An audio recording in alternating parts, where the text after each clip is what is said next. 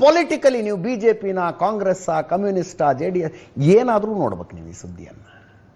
ನೀವು ಗಂಡಾದರೂ ನೋಡಬೇಕು, ಹೆಣ್ಣಾದರೂ ನೋಡಬೇಕು ಈ ಸುದ್ದಿಯನ್ನು. ಭಾರತವನ್ನು ಜಾತ್ಯತೀತ ದೇಶ ಅಂತ ನಂಬುವವರಾದರೂ ನೋಡಬೇಕು, ನಂಬದವರಾದರೂ ನೋಡಬೇಕು. ವಕ್ಫ್ ಕಾನೂನು, ಅದಕ್ಕೆ 44 ತಿದ್ದುಪಡಿಗಳು ಬರಬೇಕು ಅಂತ ಸರ್ಕಾರ ಹೊರಟಿದೆ. ತಿದ್ದುಪಡಿಗಳನ್ನು ತರಬೇಕು ಅಂತ ಇವತ್ತು ಪಾರ್ಲಿಮೆಂಟ್ನಲ್ಲಿ ಸಂಸದೀಯ ವ್ಯವಹಾರಗಳ ಸಚಿವ ಕಿರಣ್ ರಿಜಿಜು ಈ ತಿದ್ದುಪಡಿಗಳನ್ನು ಪ್ರಪೋಸ್ ಮಾಡಿದ್ರು. ನಿರೀಕ್ಷಿತ ಗಲಾಟೆ ಆಗುತ್ತಿದ್ದು ಅಂತ. ಗಲಾಟೆ ಆದಷ್ಟು ಚರ್ಚೆ ಆಗುತ್ತೆ, ಅದು ಒಳ್ಳೆಯದು. ಇದು ಬರೀ ಪಾರ್ಲಿಮೆಂಟ್ನಲ್ಲಿ ಕೂತ್ಕೊಂಡಿರೋ 543 ಸಂಸದರಿಗೆ ಮಾತ್ರ ಸೀಮಿತ ಆಗಬಾರದು. ಲೋಕಸಭೆಯಲ್ಲಿ ಕೂತ್ಕೊಂಡಿರೋ 543 ಸಂಸದರಿಗೆ ಅಥವಾ ರಾಜ್ಯಸಭೆಯ ಸದಸ್ಯರಿಗೆ ಮಾತ್ರ ಸೀಮಿತ ಆಗಬಾರದು. ದೇಶದಾದ್ಯಂತ ಚರ್ಚೆ ಆಗಬೇಕಿದು. ಕೇಂದ್ರ ಸರ್ಕಾರ ತರೋದಕ್ಕೆ ಹೊರಟಿರೋದು ಕೋಮುವಾದಿ ಬದಲಾವಣೆಯ ತಿದ್ದುಪಡಿಯ, ಜಾತ್ಯತೀತ ತಿದ್ದುಪಡಿ ಬದಲಾವಣೆಯ, ಎಲ್ರಿಗೂ ಎಲ್ಲಿ ಕಂಡಲ್ಲಿ ಚರ್ಚೆ ಆಗ್ಬೇಕ್ರಿ. ಇದು ಏನು ಅನ್ನೋದ್ರ ವಿವರವಾಗಿ ಹೇಳ್ತೀನಿ. ವಕ್ಫ್ ಕಾಯ್ದೆ 1995 ನಮ್ಮ PV ನರಸಿಂಹರಾವ್ ಅವರಿದ್ದಾಗ ಮೇಜರ್ ತಿದ್ದುಪಡಿಗಳನ್ನು ತಂದರು. ಆ್ಯಕ್ಚುಲಿ ವಕ್ಫ್ ಅಂತ ಮಾಡಿದ್ದು, ವಕ್ಫ್ ಕಾಯ್ದೆ ಅಂತ ತಂದಿದ್ದು ಪಂಡಿತ್ ಜವಾಹರ್ಲಾಲ್ ನೆಹರು ಅವರು. ಇದು ಯಾಕೆ ಬಂತಪ್ಪ ವಿಷಯ ಅಂದರೆ, ಭಾರತ ವಿಭಜನೆ ಆಯಿತು, ದೇಶ ವಿಭಜನೆ ಆಯಿತು. ಮುಸ್ಲಿಮರ ನಮಗೊಂದು ಪ್ರತ್ಯೇಕ ದೇಶ ಬೇಕು, ಹಿಂದೂಗಳ ಜೊತೆಗೆ ನಮಗೆ ಬದುಕೋದಕ್ಕೆ ಆಗೋದಿಲ್ಲ ಅಂತ. ಈಗಿನ ಪಾಕಿಸ್ತಾನ ಮತ್ತು ಈಗಿನ ಬಾಂಗ್ಲಾದೇಶಗಳ ಪ್ರತ್ಯೇಕ ಆದವು. ಮುಸ್ಲಿಂ ಮುಖಂಡರ ಕರೆ ಕೊಟ್ಟರು ಭಾರತದಲ್ಲಿನ ಮುಸ್ಲಿಮರಿಗೆ, ಬನ್ನಿ ನಾವಲ್ಲಿ ನಮ್ಮದೇ ದೇಶ ಕಟ್ಕೊಳ್ಳೋಣ ಅಂತ. ಆ ಕರೆಗೆ ಓಗಟ್ಟು ಅನೇಕ ಮುಸ್ಲಿಮರು ಹೋದ್ರಲ್ಲಿಗೆ. ಹಂಗೆ ಇದು ಮುಸ್ಲಿಂ ರಾಷ್ಟ್ರ ಆದ್ರೆ ನಮಗೆ ಇಲ್ಲಿ ಬದುಕೋದಕ್ಕಾಗೋದಿಲ್ಲ ಅಂತ ಈಗಿನ ಪಾಕಿಸ್ತಾನ, ಬಾಂಗ್ಲಾದೇಶದಲ್ಲಿದ್ದಂಥ ಹಿಂದೂಗಳು ಈಗಿನ ಭಾರತದ ಕಡೆ ಬಂದರು, ನಮ್ಮ ದೇಶದ ಕಡೆ ಬಂದರು. ಬರುವಾಗ ದುಡ್ಡುದಾಗಿನ ತಗೊಂಡು ಬರ್ಬೋದು, ಚಿನ್ನ ಒಡವೆ ತಗೊಂಡು ಬರ್ಬೋದು, ಹಬ್ಬಬ್ಬ ಅಂದ್ರೆ ದನಕರು ತಗೊಂಡು ಬರ್ಬೋದು. ಮನೆ ಮಠ, ಆಸ್ತಿ, ಜಮೀನು, ಗುಡಿಗುಂಡಾರಗಳು ತರೋದಕ್ಕಾಗೋದಿಲ್ಲ. ಅಲ್ಲಿನ ಹಿಂದೂಗಳು ಎಲ್ಲವನ್ನು ಅಲ್ಲೇ ಬಿಟ್ಟು ಇಲ್ಲಿಗೆ ಬಂದರು. ಇಲ್ಲಿನ ಮುಸ್ಲಿಮರು ಯಾರು ನಿರ್ಧಾರ ಮಾಡಿದ್ರಲ್ಲ ಹೋಗ್ಬೇಕಂತ, ಎಲ್ಲವನ್ನು ಇಲ್ಲೇ ಬಿಟ್ಟು ಅಲ್ಲಿಗೆ ಹೋದ್ರು. ಅಲ್ಲಿ ಹಿಂದೂಗಳ ಬಿಟ್ಟು ಬಂದಿದ್ದ ಆಸ್ತಿ ಇತ್ತಲ್ಲ, ಆ ಆಸ್ತಿಯನ್ನ ಪಾಕಿಸ್ತಾನದ ಸರ್ಕಾರ ಇದು ನಮ್ಮ ಆಸ್ತಿ ಅಂತ ಹೇಳ್ತು. ಸರ್ಕಾರ ವಶಪಡಿಸಿಕೊಂಡಿತು. ಆ ನಂತರ ಇಲ್ಲಿಂದ ಹೋಗಿರುವಂಥ ಮುಸ್ಲಿಮರಿದ್ರಲ್ಲ, ಅವ್ರು ಬರಗೈಯಲ್ಲಿ ಹೋಗಿದ್ರು. ಅವ್ರಿಗೆ ನಮ್ಮ ಮನೆ ಇಲ್ಲ, ಮಠ ಇಲ್ಲ, ಅಲ್ಲಿ ಅವನ್ನ ಹಂಚಲಾಯ್ತು ಅವ್ರಿಗೆ. ಹಂಗೆ ಇಲ್ಲಿ ಮುಸ್ಲಿಮರು ಬಿಟ್ಟು ಹೋಗಿದ್ರಲ್ಲ ಆಸ್ತಿಯನ್ನ, ಆ ಆಸ್ತಿಯನ್ನ ಸರ್ಕಾರ ಇದು ಸರ್ಕಾರಿ ಆಸ್ತಿ ಅಂತ ತನ್ನ ವಶಕ್ಕೆ ತಗೊಂಡು, ಮನೆ ಮಠ ಇಲ್ಲದೆ ಅಲ್ಲಿಂದ ಬಂದಿದ್ರಲ್ಲ ಹಿಂದೂಗಳಿಗೆ ಏನಾದ್ರು ಹಂಚಿದ್ರ? ಇಲ್ಲ. ಇಲ್ಲಿನ ಸರ್ಕಾರ ಹೇಳ್ತು ಅದೆಲ್ಲವೂ ಇಲ್ಲಿನ ಮುಸ್ಲಿಮರಿಗೆ ಸೇರಿದ ಆಸ್ತಿ. ಅದಕ್ಕೊಂದು ವಕ್ಫ್ ಮಂಡಳಿ, ಆ ಮಂಡಳಿಯ ಸುಪರ್ದಿಗೆ ಇವೆಲ್ಲ ಆಸ್ತಿಗಳು ಅಂತ ಹೇಳ್ಬಿಟ್ರು.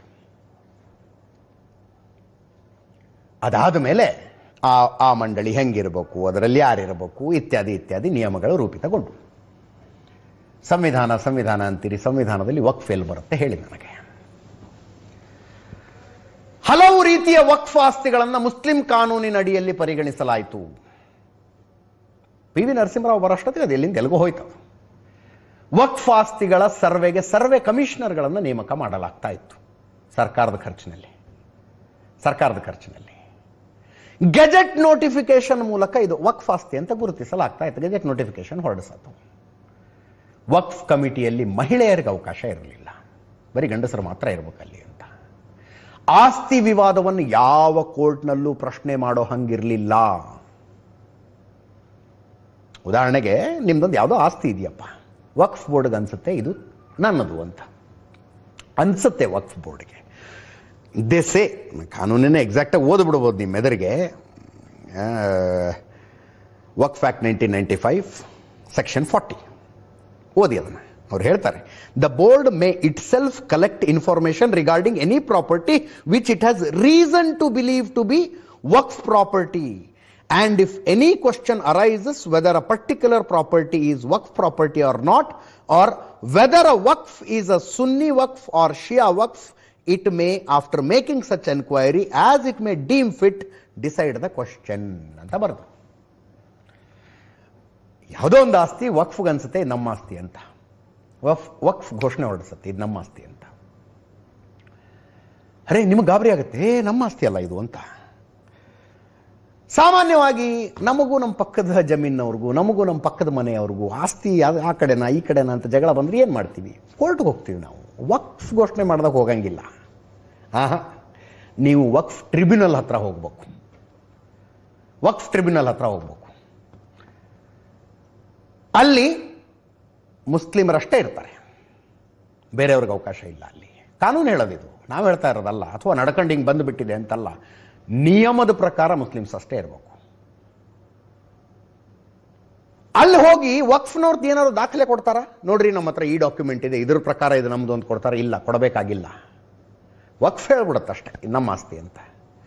ನೀವು ದಾಖಲೆ ಕೊಡಬೇಕು, ಅಲ್ಲ ಇದು ನಿಮ್ದಲ್ಲ ನಮ್ಮದು ಅಂತ. ಅದನ್ನ ಕ್ವಶನ್ ಮಾಡಿಕೊಂಡು ವಕ್ಫ್ ಬೋರ್ಡ್ನ ವಿರುದ್ಧ ತೀರ್ಪು ಕೊಡ್ತಪ್ಪ, ಮತ್ತಾರು ಕೋರ್ಟಿಗೆ ಹೋಗ್ಬೋದು, ಅವಕಾಶ ಇರಲಿಲ್ಲ.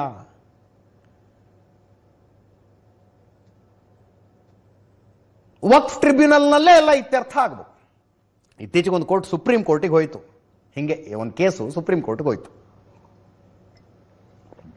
ಸುಪ್ರೀಂ ಕೋರ್ಟ್ ಎದುರು ವಕ್ಫ್ ಪರ ವಕೀಲರು ಹೇಳಿದ್ರು, ಈ ಪ್ರಕರಣದ ವಿಚಾರಣೆ ನಡೆಸುವ ಅಧಿಕಾರ ಸುಪ್ರೀಂ ಕೋರ್ಟ್ಗೆ ಇಲ್ಲ ಅಂತ ಹೇಳಿದ್ರು. ಈಗ ಒಂದು 3-4 ವರ್ಷದಿಂದ ಆಗಿದ್ದದು.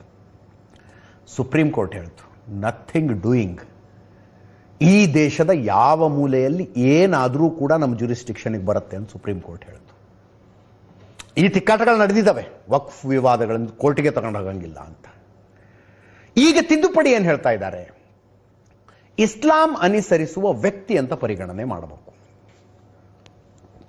ಇಷ್ಟು ದಿವಸ ವಕ್ಫ್ನ ಸದಸ್ಯರು ಯಾರಾಗಿರ್ಬೇಕು ಅಂದರೆ ಮುಸ್ಲಿಂ ಗಂಡಸಾಗಿರ್ಬೇಕು ಅಂತಿತ್ತು.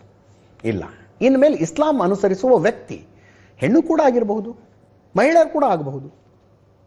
ಸರ್ವೆ ಕಮಿಷನರ್ ನೇಮಕ, ವಕ್ಫ್ ಕಡೆಯಿಂದ ವಕ್ಫ್ಗೆ ಸರ್ಕಾರ ಸರ್ವೆ ಕಮಿಷನರ್ ನೇಮಕ ಮಾಡುತ್ತೆ. ಸರ್ವೆ ಖರ್ಚನ್ನ ತೆರಿಗೆದಾರರ ದುಡ್ಡಿನಲ್ಲಿ ಸರ್ಕಾರ ಕೊಡುತ್ತೆ. ಇನ್ನು ಮುಂದೆ ವಕ್ಫ್ ಕಮಿಷನರ್ ಇಲ್ಲ, ಜಿಲ್ಲಾಧಿಕಾರಿಗಳು ಮಾಡ್ತಾರೆ ಆ ಕೆಲಸವನ್ನ. ವಕ್ಫ್ ಆಸ್ತಿಯ ಪಾರದರ್ಶಕತೆಗಾಗಿ ಕೇಂದ್ರ ಒಂದು ಪೋರ್ಟಲ್ ಮಾಡುತ್ತೆ. ಪೋರ್ಟಲ್ನಲ್ಲಿ ನೋಂದಣಿ ಆಗಬೇಕು. ಅದು ವಕ್ಫ್ ಕಮಿಟಿಯಲ್ಲಿ ಮಹಿಳಾ ಸದಸ್ಯರ ಪ್ರಾತಿನಿಧ್ಯ ಕಡ್ಡಾಯ ಮಾಡ್ತಾರೆ. ಆಸ್ತಿ ವಿವಾದವನ್ನು ಕೋರ್ಟ್ನಲ್ಲಿ ಪ್ರಶ್ನೆ ಮಾಡಬಹುದು. ಮೊದಲು ಜಿಲ್ಲಾಧಿಕಾರಿಗಳು, ಆಮೇಲೆ ಹೈಕೋರ್ಟ್ನಲ್ಲಿ ಪ್ರಶ್ನೆ ಮಾಡಬಹುದು. ವಕ್ಫ್ ಬೋರ್ಡ್ನಲ್ಲಿ, ಆಯಾ ಜಿಲ್ಲಾ ವಕ್ಫ್ ಬೋರ್ಡ್ನಲ್ಲಿ ಅಲ್ಲಲ್ಲಿನ ಸಂಸದರು ಇರ್ತಾರೆ. ಸಂಸದರು ಮುಸ್ಲಿಮರಾಗಿರ್ಬೋದು, ಇನ್ಯಾರಾಗಿರ್ಬಹುದು. ಯಾರ ಸಂಸದರು ಅವ್ರ ಸದಸ್ಯರು ಇರ್ತಾರೆ ಅಂತ. ಸೂಕ್ತ ದಾಖಲೆಗಳು ಇದ್ರೆ ಮಾತ್ರ ಹಕ್ಕು ಸಾಧಿಸಬಹುದು. ಇನ್ನು ಮೇಲೆ ಸುಮ್ಮನೆ ಹೆಂಗೆ ಬೇಕಂಗೆ ಅನೌನ್ಸ್ ಮಾಡೋದಿಲ್ಲ. ಇಷ್ಟು ದಿವಸ ಸುನ್ನಿ ವಕ್ಫ್ ಬೋರ್ಡ್, ಶಿಯಾ ವಕ್ಫ್ ಬೋರ್ಡ್ ಎರಡೇ ಇದು. ಇನ್ನು ಮುಂದೆ ಬೊಹರಾ ವಕ್ಫ್ ಬೋರ್ಡ್ ಬರುತ್ತೆ, ಆಗಾ ಖಾನಿ ವಕ್ಫ್ ಬೋರ್ಡ್ ಬರುತ್ತೆ. ಮುಂಚೆ 7% ಇತ್ತು, ತೆರಿಗೆ ಯಾಕೆ ಕಡಿಮೆ ಮಾಡಿದ್ರು ಅಂತ ಅರ್ಥ ಆಗ್ತಿಲ್ಲ. ಈಗ 5% ತೆರಿಗೆ ಅಂತೆ. ಮುಂಚೆ ಟ್ರಿಬ್ಯುನಲ್ ಏನಾದರೂ ಆದೇಶ ಕೊಡ ಅಂದರೆ 30 ದಿವಸದ ಅವಧಿ ಇತ್ತು ಅದಕ್ಕೆ, ಈಗ ಅದನ್ನು 90 ದಿವಸ ಮಾಡಿದ್ದಾರೆ. ಇದು ಬದಲಾವಣೆ. ಇಷ್ಟು ಬದಲಾವಣೆಗಳನ್ನು ಪ್ರಪೋಸ್ ಮಾಡಿದ್ರು. ಈಗ ನಾನು ಹೇಳ್ತಾ ಇರೋದು, ಭಾರತ ಜಾತ್ಯತೀತ ದೇಶ ಹೌದು ಮತ್ತು ಅಲ್ಲ ಅನ್ನುವವರಿಬ್ಬರೂ ಇದನ್ನು ನೋಡಿ ಅಂತ ಹೇಳಿದ್ನಲ್ಲ. ಇಷ್ಟು ಅವಕಾಶ ಯಾರಿಗೆ ಕೊಟ್ಟರು? ಬೇರೆ ಈ ದೇಶದಲ್ಲಿ ಯಾರಿಗೆ ಕೊಟ್ಟರು ಇಷ್ಟು ಅವಕಾಶ? ಹೋಗ್ಲಪ್ಪ, ನಿಮ್ಮ ಧಾರ್ಮಿಕ ಆಸ್ತಿಗಳನ್ನು ನೀವೇ ನೋಡ್ಕೊಂಡು ಹೋಗಿ ಅನ್ನೋ ಸ್ವಾತಂತ್ರ್ಯನಾರು ಕೊಟ್ರ? ಹಿಂದೂಗಳಿಗೆ ಕೇಳೋದು ನಾನು. ಇಲ್ಲ. ಸರ್ಕಾರ ಯಾವ ದೇವಸ್ಥಾನವನ್ನಾದರೂ ಇದು ನಾಳೆಯಿಂದ ನಮಗೆ ಸೇರಿದ್ದು ಅಂತ ಘೋಷಣೆ ಮಾಡಬಹುದು. ಇದು ಮುಜರಾಯಿ ಇಲಾಖೆಗೆ ವ್ಯಾಪ್ತಿಗೆ ಬರುತ್ತೆ ಅಂತ ಘೋಷಣೆ ಮಾಡಬಹುದು. ಆ ದೇವಸ್ಥಾನದ ಆಸ್ತಿ ಎಲ್ಲವನ್ನೂ ಸರ್ಕಾರ ತಗೋಬಹುದು. ತಗೊಂಡ ಮೇಲೆ ಆ ಆಸ್ತಿ ಅದರಲ್ಲಿ ಏನು ಮಾಡಬೇಕು? ಆ ಆಸ್ತಿನ ದೇವಸ್ಥಾನಕ್ಕೋಸ್ಕರ ಖರ್ಚು ಮಾಡ್ತೀರಾ? ಸರ್ಕಾರಕ್ಕೆ ಬಿಟ್ಟಿದ್ದದು. ಯಾವುದೋ ದೇವಸ್ಥಾನ ಒಂದು 20 ಎಕರೆ ಕೃಷಿ ಭೂಮಿ ಇದೆ. ಇಲ್ಲ, ನಾವಲ್ಲಿ ಸರ್ಕಾರಿ ಹಾಸ್ಪಿಟಲ್ ಕಟ್ಟಿಸ್ತೀವಿ, ಶಾಲೆ ಕಟ್ಟಿಸ್ತೀವಿ, ಪೊಲೀಸ್ ಸ್ಟೇಷನ್ ಮಾಡ್ತೀವಿ. ಅಥವಾ ಈ ಮೂಡಾದಂಥವರು ಅದನ್ನು ಆ ಆಸ್ತಿಯನ್ನು ಅಕ್ವೈರ್ ಮಾಡ್ಕೊಂಡು ಸೈಟ್ ಮಾಡಿ ಕೊಡ್ತಾರೆ. ಎಲ್ಲವನ್ನೂ ಸರ್ಕಾರ ಮಾಡಬಹುದು. ವಕ್ಫ್ ಆಸ್ತಿಯ ಸುದ್ದಿ ಹೋಗಂಗಿಲ್ಲ. ವಕ್ಫ್ ಆಸ್ತಿ ಸುದ್ದಿ ಹೋಗಂಗಿಲ್ಲ. ಕರೀರಿ ಇದನ್ನು ಜಾತ್ಯತೀತ ದೇಶ ನಮ್ಮದು ಅಂತ ಹೇಳಿ, ಎದೆ ಬಡ್ಕೊಂಡು ಹೇಳಿ. ಇಂಥವೆಲ್ಲ ಬಹಳ ಇದ್ದಾವೆ. ನಾನು ಇವತ್ತು ವಿಷಯ ಬಂದಿದೆ ಅಂತ ವಕ್ಫ್ ಬಗ್ಗೆ ಮಾತಾಡ್ತಿದ್ದೇನೆ ಅಷ್ಟೇ.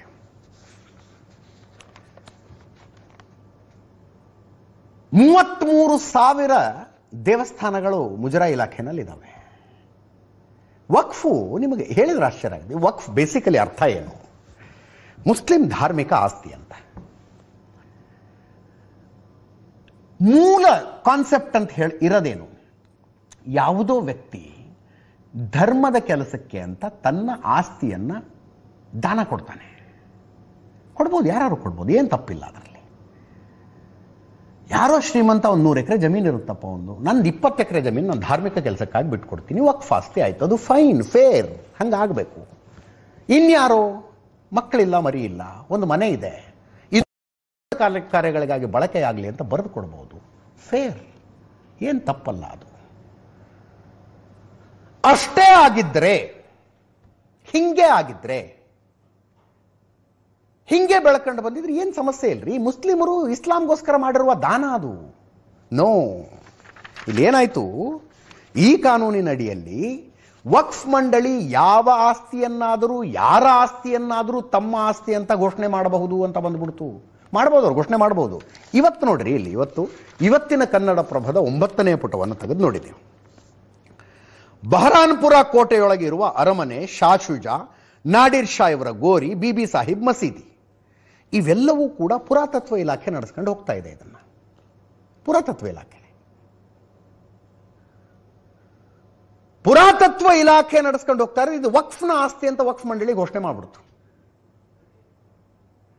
ಹೈಕೋರ್ಟ್ ಹೇಳುತ್ತೆ, ತಾಜ್ ಮಹಲ್, ಕೆಂಪು ಕೋಟೆ, ಇಡೀ ದೇಶನೇ ವಕ್ಫ್ ಆಸ್ತಿ ಅಂತ ಘೋಷಣೆ ಮಾಡಿಬಿಡಿ ಅಂತ ಹೈಕೋರ್ಟ್ ಹೇಳಿದ್ದು. ಮುಖಕ್ಕೆ ಉಗಿದು ಕಳಿಸಿದ್ದಾರೆ, ಇವತ್ತು ಉಗಿದು ಕಳಿಸಿದ್ದಾರೆ ಮುಖಕ್ಕೆ. ಆಯ್ತಪ್ಪ, ದಿಸ್ ವಿ ಕ್ಯಾನ್ ಅಂಡರ್ಸ್ಟ್ಯಾಂಡ್. ಬುಹರಾನ್ಪುರ ಕೋಟೆ, ಶಾ ಶುಜಾ, ನಾಡಿರ್ ಶಾ ಅವರ ಗೋರಿ, ಬೀಬಿ ಸಾಹಿಬ್ ಮಸೀದಿಗಳನ್ನು ವಕ್ಫ್ ಆಸ್ತಿ ಅಂತ ಘೋಷಣೆ ಮಾಡಿದ್ದಾರೆ. ಓಕೆ, ಇಷ್ಟೇನಾ ಇರೋದು? ದೇವಸ್ಥಾನಗಳು ತಮಿಳುನಾಡಿನಲ್ಲಿ 1500 ವರ್ಷಗಳ ಹಿಂದೆ ಚೋಳರ ಕಾಲದಲ್ಲಿ ಒಂದು ದೇವಸ್ಥಾನ ಕಟ್ಟಿದ್ರು. ಆ ದೇವಸ್ಥಾನ ಮತ್ತು ಅದರ ಸುತ್ತಲಿನ 7 ಹಳ್ಳಿಗಳು ವಕ್ಫ್ನ ಆಸ್ತಿ ಅಂತ ಘೋಷಣೆ ಮಾಡ್ಬಿಟ್ರು. ಇದು ವಕ್ಫ್ನ ಆಸ್ತಿ ಅಂತ. ಇಸ್ಲಾಂ ಹೋಗ್ಲಿ ರೀ, ಮೊಹಮ್ಮದ್ ಪೈಗಂಬರರು ಹುಟ್ಟಿರ್ಲಿಲ್ಲ ಅವಾಗ. ವಕ್ಫ್ ಆಸ್ತಿ ಅಂತ ಘೋಷಣೆ. ಪ್ರಶ್ನೆ ಮಾಡ್ಕೊಂಡು ನಾವು ಕೋರ್ಟ್ಗೆ ಹೋಗ್ತೇನೆ, ಇಲ್ಲ ವಕ್ಫ್ ಟ್ರಿಬ್ಯುನಲ್ಗೆ ಬಾ ಅಂತ.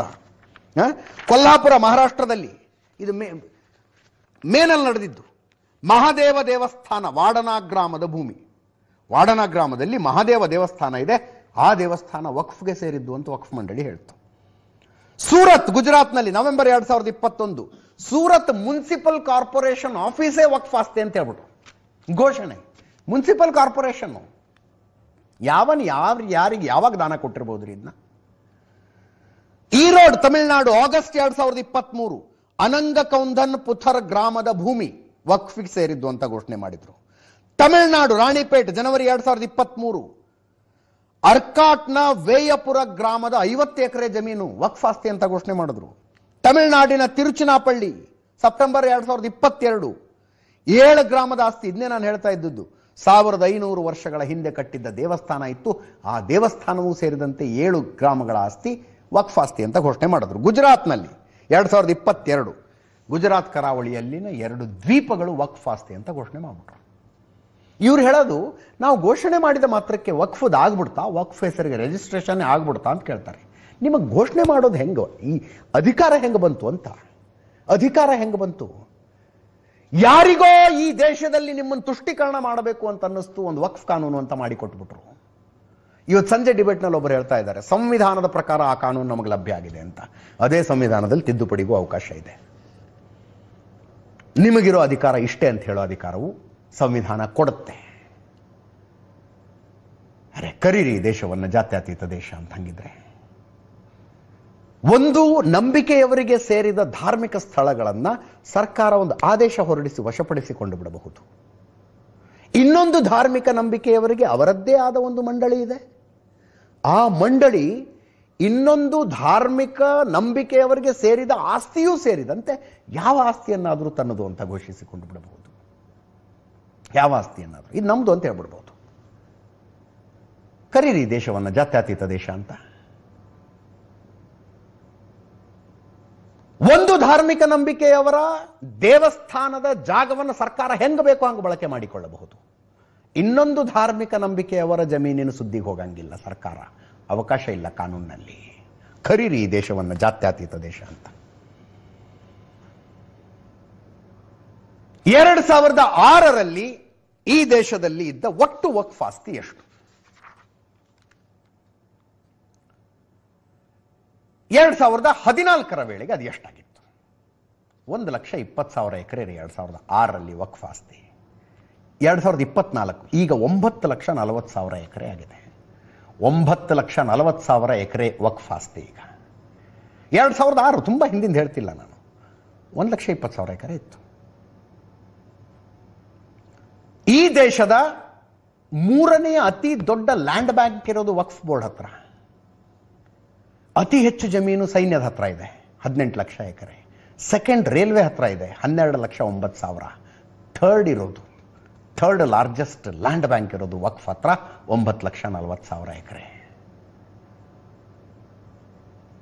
2 ಲಕ್ಷ ಎಕರೆ ಇದ್ದುದು 9,40,000 ಎಕರೆ ಆಗಿದ್ದು ಮುಸ್ಲಿಮರು ಕೊಟ್ಟ ದಾನದಿಂದ, ಬರೀ ದಾನದಿಂದನ? ಬರಲಿ ಉತ್ತರ ನೋಡೋಣ. 1,20,000 ಎಕರೆ ಇದ್ದುದು 9,40,000 ಆಗಿದ್ದು ಮುಸ್ಲಿಮರು ಕೊಟ್ಟ ದಾನದಿಂದಲೇ ಅಂತ ಎದೆ ತಟ್ಕೊಂಡು ಹೇಳಿಬಿಡ್ಲಿ ನೋಡೋಣ. You may not believe. 2014 ನಮ್ಮಲ್ಲಿ ಚುನಾವಣೆ ಆಗಿದ್ದು. 2014ರ ಮಾರ್ಚ್ 5ನೇ ತಾರೀಕು ಮನಮೋಹನ್ ಸಿಂಗ್ ಸರ್ಕಾರ ಇರುತ್ತೆ. 123 ದೆಹಲಿಯ 123 ಆಸ್ತಿಗಳನ್ನು ವಕ್ಫಿಗೆ ಬರೆದು ಕೊಟ್ಟುಬಿಡ್ತಾರೆ. 123 ಆಸ್ತಿ. ಕೇಂದ್ರ ನಗರಾಭಿವೃದ್ಧಿ ಇಲಾಖೆಗೆ ಸೇರಿದ 61 ದೆಹಲಿಯಲ್ಲಿ, ನವದೆಹಲಿ ಅಭಿವೃದ್ಧಿ ಪ್ರಾಧಿಕಾರಕ್ಕೆ ಸೇರಿದ 62 ಜಮೀನುಗಳನ್ನು ವಕ್ಫಿಗೆ ಬರೆದು ಕೊಡ್ತಾರೆ. ಮಾರ್ಚ್ 5ನೇ ತಾರೀಕು 2014. ಈ ಡೇಟ್ ಯಾಕೆ ಹೇಳ್ತಿದ್ದೀನಿ ಗೊತ್ತಾ? ಅವತ್ತು ಸಾಯಂಕಾಲ ಎಲೆಕ್ಷನ್ ಕಮಿಷನ್ ಎಲೆಕ್ಷನ್ ಅನೌನ್ಸ್ ಮಾಡಬೇಕು, ಮಾಡ್ತಾ ಇರುತ್ತೆ. ಅವತ್ತು ಮಧ್ಯಾಹ್ನ ಬರೆದು ಕೊಡ್ತಾರ್ರಿ ಇದನ್ನ ಆಸ್ತಿನ. 123 ಆಸ್ತಿಗಳನ್ನ ಮನಮೋಹನ್ ಸಿಂಗ್ ಸರ್ಕಾರ ವಕ್ಫ್ಗೆ ಬರೆದು ಕೊಟ್ಬಿಡ್ತು. ಎಲ್ಲೆಲ್ಲಿ? Connaught Place, Janpath, Ashok Road, Babar Road, Lodhi Road, Mathura Road, Pandara Road, Jangpura, Karol Bagh ಮತ್ತು ದರಿಯಾಗಂಜ್ನಂಥ ಪ್ರತಿಷ್ಠಿತ ಏರಿಯಾಗಳಲ್ಲಿ 123 ಆಸ್ತಿಗಳನ್ನು ವಕ್ಫ್ ಬೋರ್ಡಿಗೆ ಬರೆದು ಕೊಟ್ಟರು. ಸ್ವಾತಂತ್ರ್ಯ ಬಂದಾಗಿನಿಂದ ಇಲ್ಲಿ ತನಕ ಯಾವುದಾದ್ರೂ ಸರ್ಕಾರ ಮುಜರಾಯಿ ಇಲಾಖೆಗೆ 1 ಗುಂಟೆ ಜಾಗ ಬರೆದು ಕೊಟ್ಟಿದ್ದಿದ್ರೆ ತೋರಿಸಿ ನೋಡೋಣ. ಹೋಗ್ಲಿ ರೀ, ಬರೆದು ಕೊಡೋದು ಹಾಳು ಬಿದ್ದು ಹೋಗ್ಲಿ. ಮುಜರಾಯಿ ಇಲಾಖೆಯ ಜಾಗವನ್ನು ನಾವು ಮುಟ್ಟಿಲ್ಲ ಅಂತ ಯಾವುದಾದ್ರೂ ಸರ್ಕಾರ ಎದೆ ತಟ್ಕೊಂಡು ಹೇಳಿ. 1947ರಲ್ಲಿ ನಮ್ಮ ರಾಜ್ಯದಲ್ಲಿ ಮುಜರಾಯಿ ಇಲಾಖೆಗೆ ಎಷ್ಟು ಜಾಗ ಇತ್ತು, ಈಗಲೂ ಅಷ್ಟೇ ಜಾಗ ಇದೆ ಅಂತ ಒಂದು ಸರ್ಕಾರ ಹೇಳಿಬಿಡ್ಲಿ ನೋಡೋಣ, ಒಂದು ರಾಜ್ಯ ಹೇಳಿಬಿಡ್ಲಿ ನೋಡೋಣ. ಕರೀರಿ ದೇಶವನ್ನು ಜಾತ್ಯತೀತ ದೇಶ ಅಂತ. ತುಷ್ಟೀಕರಣ, ಓಲೈಕೆಯ ರಾಜಕಾರಣ ನಮ್ಮ ದೇಶವನ್ನು ಇಲ್ಲಿಗೆ ತಂದು ನಿಲ್ಲಿಸಿದೆ.